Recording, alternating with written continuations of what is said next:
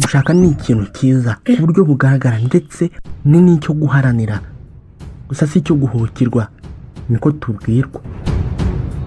Uko bimeze kose, mbere yo gushaka hari ibyo ukwiye kubanza kwibaza ndetse no kunonosora, ukaba wabibaza na mugenzi wawe, ibindi ukaba wabyibonera gake gake kugira ngo uzagire urugo rukomeye kandi uzanezerwe mu rugo rwawe.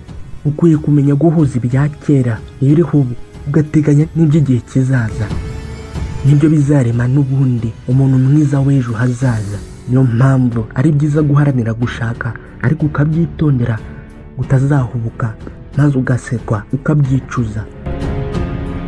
Ni kenshi twumva amakuru y'abashakanye bagatandukana, ariko kandi ni ya makuru nk'ayo nyine, ariko abagumanye ntabwo uzabumva, ariko nabo bariho. Twifashishije inyandiko zitandukanye ndetse na Psychology Today, tugiye kuvuga ibintu 10 wakwibazaho mbere yo gushinga urugo. Njye ndi Aimable Niyongira, the teacher. Ikaze mwese. Ikintu cya mbere ukwiye kwibaza uti uko mukunda uyu munsi niko nzakomeza kumukunda. Ikigeragezo cy'amafaranga benshi kirabatsinda. Ni kenshi abantu bashakana bari bakinnye bakira, buri wese agatangira kubona mugenzi we nk'aho bataberanye. Umusore ashaka umukobwa akinnye, yatangira gukira akabona nta kimukwiye. Gusa bati ukwiye gutekereza byibuze mu myaka 5 muri kumwe, ugashushanya ushingiye ku ishusho y'uyu munsi, ukibaza uti mbese nibigenda bitya nzakomeza kumukunda. Ugahora ubitekereza, bizakurinda igihe ibyo byose bizaba bibaye.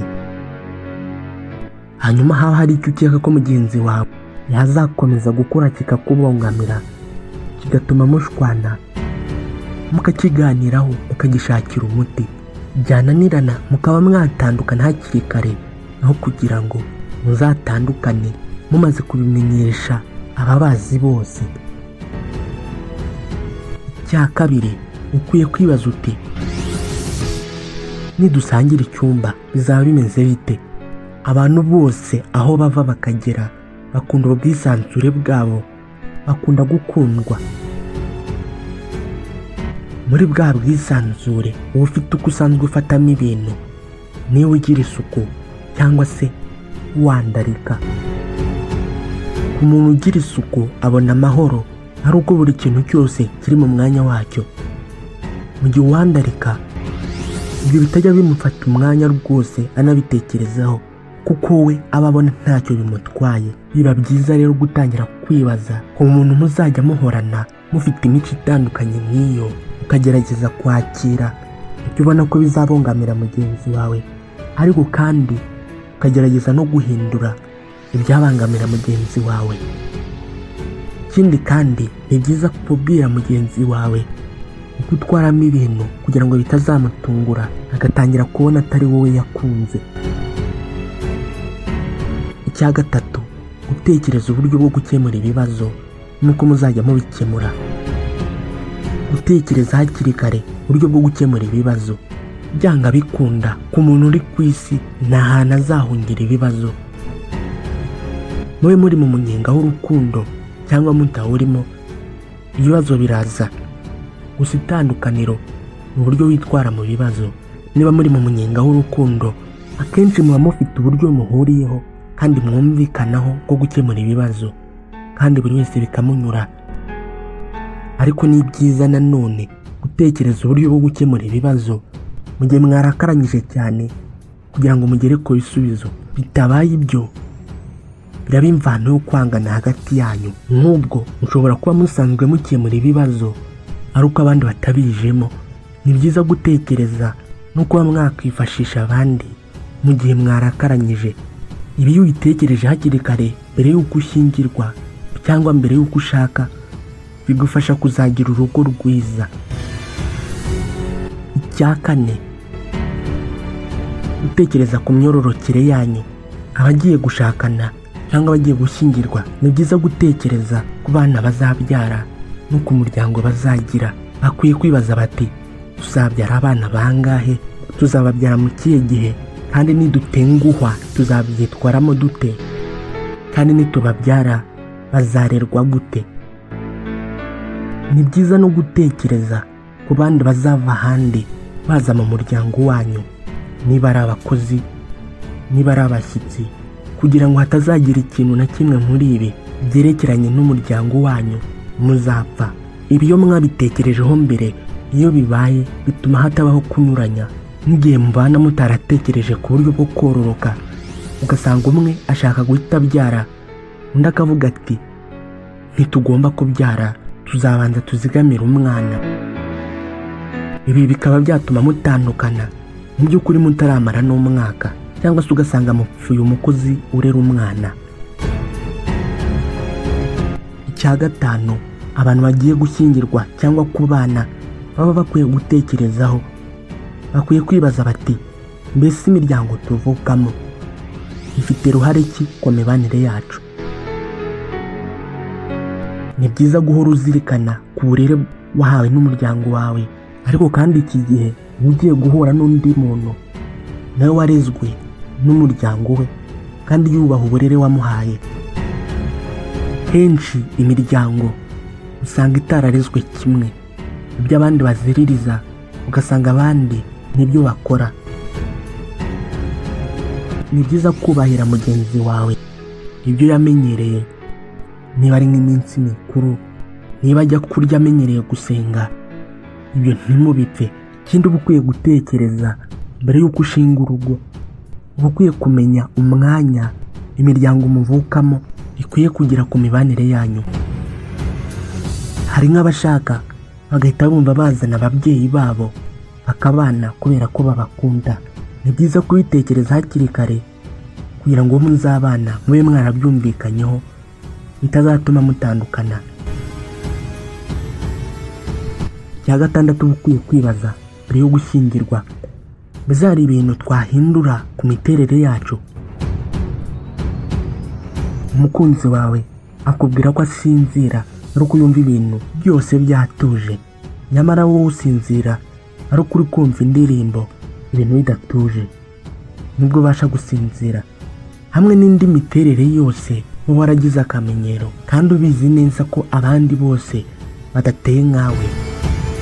Ni byiza kubisangira n'umukunzi wawe mukabasha kubyumvikanaho kugira ngo bitazagira uwo bibongamira. Nk'ubwo ugasanga umwe arashaka kumva indirimbo kugira ngo asinzire, mu gihe undi ashaka umutuzo kugira ngo asinzire. Ni byiza gushaka uko muhuza imiterere yanyu kugira ngo itazabongamirana. Ikindi cya karindwi, uba ukwiye kwibaza mbere yo gushyingirwa, mbese imicungire y'imitungo n'amafaranga bizacungwa bite?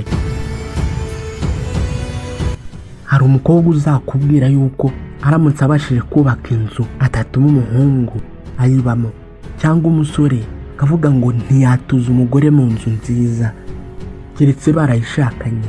Hari n'abandi rwose usanga bahisha imitungo abo bashakanye kugira ngo batazayigabana. Nanone tuzi ko hari abantu basesagura amafaranga, ariko kandi hakaba n'abandi bazi kuyacunga. Ibitekerezo nk'ibi byose bisaba kubihuza no kwicara mukabyumvikana neza kugira ngo hatazagira ubongamira undi. Uramutse umenye ko mugenzi wawe ari inzu yaguhishe, ushobora gutekereza yuko hari n'ibindi bintu byinshi yaguhishe wenda nta n'ibihari, bikaba byatuma utamwizera, bikazaba n'imvano yo gutandukana.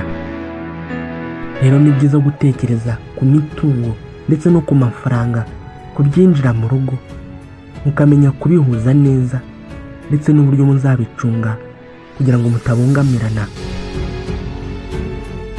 Hari n'abahura n'ubukene agatangira kwitakana mugenzi we ati niwe watumye nyina mbere tutarabana nari imeze gutya na gutya, nyamara mu by'ukuri ari ukubera ko mutumvikanye ku buryo bwo gucunga imitungo. Hari umukobwa warwaje umubyeyi abona ko atazabona ubushobozi bwo kuvuza umubyeyi we, agira amahirwe abona umusore w'umukire aramukunda, aremera barabana, ariko atamukunze mu by'ukuri ahubwo yari yaramubaze. Arabanza aravuga ati nimbona mama akize byose bizaba bibaye, byose nishaka nzabibure. Umukobwa ahita ashaka gatanya kubera ko yari yabanye n'uwo musore badakundanye. byarangiye bagabanya imitungo.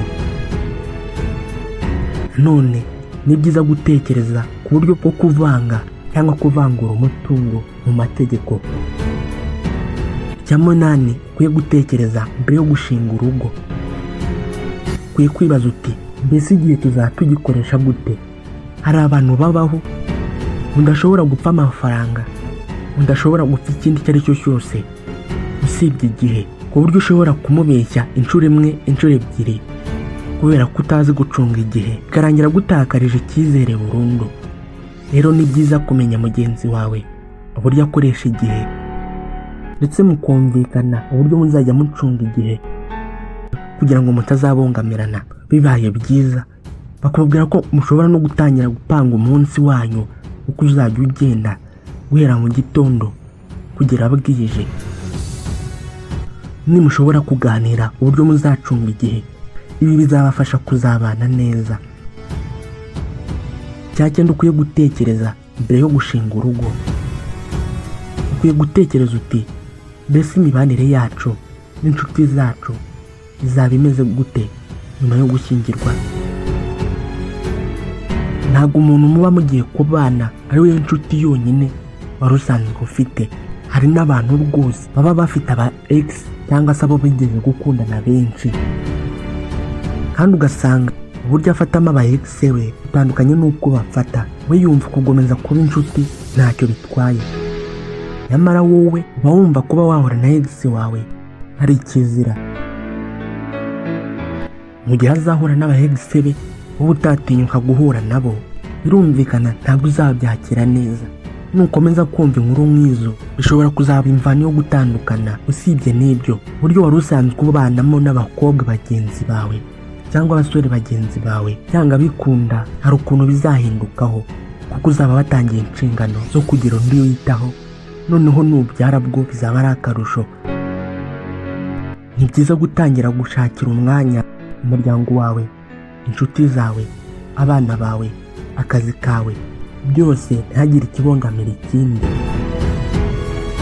Mu gihe uri kubyubahiriza ariko ukabona mugenzi wawe yirirwana n'inshuti ze mu kabari cyangwa bahora basohotse, mu gihe wowe utabishaka cyangwa bikunda, hazabaho kunyuranya bishobora no kuba imvano yo gutandukana. Ni byiza kubiganiraho mbere y'uko mubana ngo bitazababongamira. Icya 10 ukwiye gutekerezaho mbere y'uko bana, mukwiye gutekereza ku ijambo ahantu. Ni hehe dukwiriye kuba? Ni hehe dukwiriye gusenga? Ni hehe? Nubwo hari abantu baba barakuriye mu mujyi, agashaka mu mujyi, imyaka ye yose akayiba mu mujyi, akaba atakwiyumvisha ubuzima bwe aba mu cyaro iyo mushakanye. Rero ntekereza gushaka umuntu, ni byiza kumubaza mu gihe ubuzima buzaba buhindukiye aho mukwiye kwerekeza. Hari umuntu ukubwira yuko byanga bikunda atajya kuba hanze y'igihugu, mu gihe undi akubwira ko aricyo kintu ahora yifuza. Hari umuntu ukubwira yuko idini yavukiyemo akarikuriramo umukunzi we atari we warimukuraho. Iyo bibaye gutya kuri mwembi, guhuza biragorana. Rero bakubwira ko ari byiza gutekereza ku hantu muzajya mugenda, ahantu muzajya musengera, ahantu muzaba, mukabitekerezaho hakiri kare kugira ngo bitazababongamira mu gihe mubana. Ibi bizubaka imibanire yanyu. Ibi nubyitaho bizagufasha kugirana umubano mwiza n'umukunzi wawe, kandi bibafashe kurambana. Kandi cyadufasha natwe nuko wakora subscribe, share, like na comment. Murakoze mwese.